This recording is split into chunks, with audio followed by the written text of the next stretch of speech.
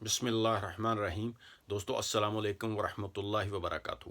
دوستو آج میں بات کرنا چاہتا ہوں پاکستانی میڈیا کی ہٹ درمی کے بارے میں۔ آپ کو یاد ہے چند ہفتے پہلے مبلغ اسلام مولانا طارق جمیل صاحب نے ایک ٹیلی ویژن پروگرام میں کہا تھا کہ پاکستان کا میڈیا جو ہے یہ جھوٹا ہے، جھوٹ بولتا ہے۔ اس پر چند اینکروں نے بہت واویلا کیا، بہت شور مچایا، یہاں تک کہ مولانا طارق جمیل صاحب کو مجبور کیا کہ وہ میڈیا سے معافی مانگے۔ حالانکہ مولانا طارق جمیل صاحب نے بالکل سچ کہا تھا کہ پاکستان میں 99% میڈیا پر جھوٹ ہوتا ہے اور امیروں کو تحفظ دیا جاتا ہے، کرپٹ لوگوں کو تحفظ دیا جاتا ہے، اس میں کوئی شک نہیں۔ ابھی چند دن پہلے کا واقعہ دیکھ لیجئے، اداکارہ عظمیٰ خان اور اس کی بہن پر تشدد کیا گیا۔ ایک عورت اپنے گن مینز کے ساتھ، چند خواتین اس گھر میں داخل ہوتی ہیں اور اداکارہ عظمیٰ خان کو مارتی ہیں۔ اب آپ نے وہ سارا واقعہ آپ کو پتا ہے، دونوں طرف آپ نے سٹوری سن لی ہیں۔ میں اس واقعے میں نہیں جانا چاہتا کہ قصوروار کون ہے، اوبویسلی دونوں قصوروار ہیں، لیکن میں یہاں پر پوائنٹ آؤٹ یہ کرنا چاہتا ہوں کہ کیا میڈیا نے ان خواتین سے جا کر انٹرویو کیا ہے؟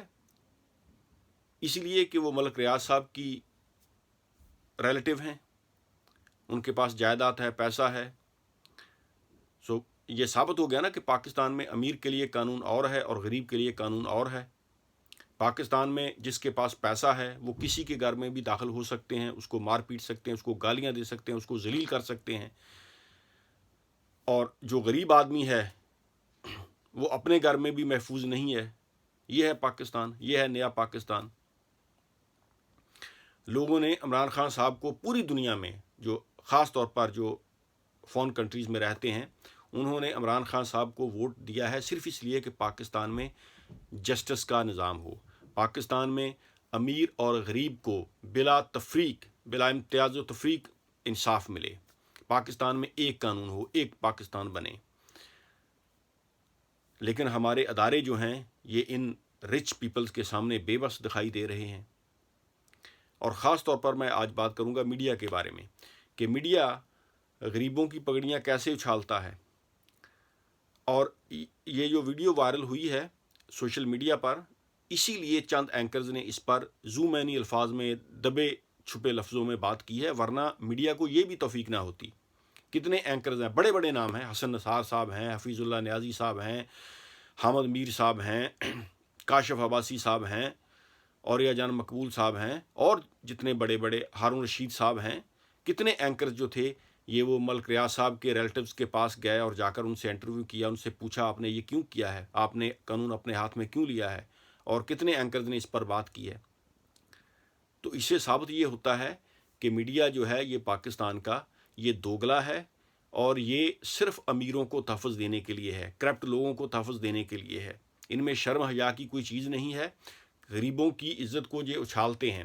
اگر یہی کی کوئی مڈل کلاس طبقے کا لوگ کرتے تو یہ میڈیا جو ہے یہ لائن بنا کر اس کے گھر کے باہر کھڑے ہو جاتے۔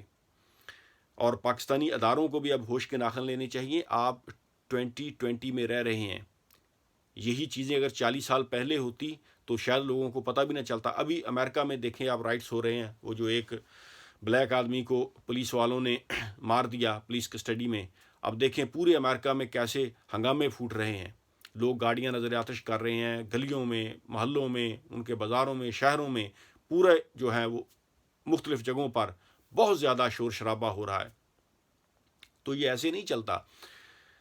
دنیا اب بہت زیادہ چینج ہو چکی ہے، سوشل میڈیا کا دور ہے، ایک واقعہ ہوتا ہے۔ ابھی یہ عظمیٰ خان کیس دیکھیں آپ کہ کیسے یہ ویڈیو وائرل ہوئی، اور پوری دنیا میں اب بے عزتی کس کی ہے؟ یہ بے عزتی ہے پاکستان کی، پاکستان کے اداروں کی۔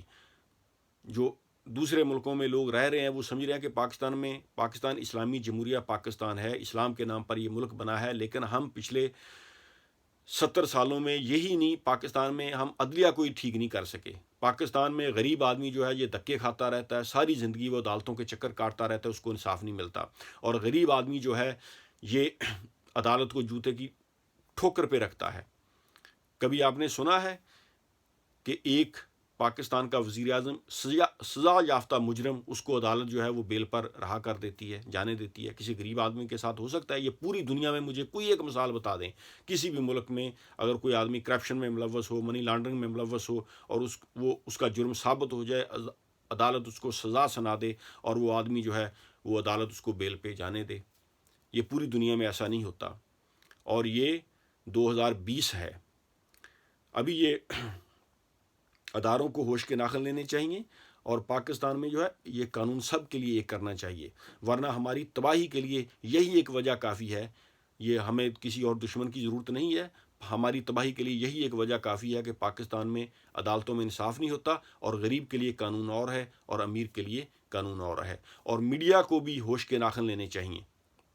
یہ جو بڑے بڑے اینکرز ہیں، لوگوں کو فلسفہ سکھاتے ہیں، لوگوں کو تبلیغ کر رہے ہوتے ہیں، اب کہاں مر گئے وہ سب؟ جانا چاہیے ان کو، جا کے انٹرویو کرنا چاہیے ان کا بھی.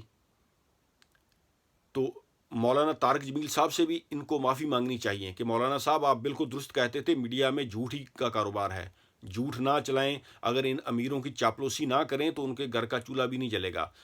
ورنہ ایک اینکر کی کتنی تنخواہ ہوتی ہے، اور ان کا لائف سٹینڈرڈ دیکھیں آپ، یہ کہاں سے پیسہ آتا ہے؟ اوبویسلی یہ حرام کا پیسہ ہے. ان کو باہر اچھی گاڑیاں، اچھے ٹور، بزنس ٹرپس، ان کو ولاز مل جاتے ہیں دوسرے ملکوں میں. اسی لیے یہ کسی امیر کو بے نقاب نہیں کرتے. جب سوشل میڈیا پر کوئی خبر آتی ہے تو پھر یہ تھوڑی بہت بات کر دیتے ہیں.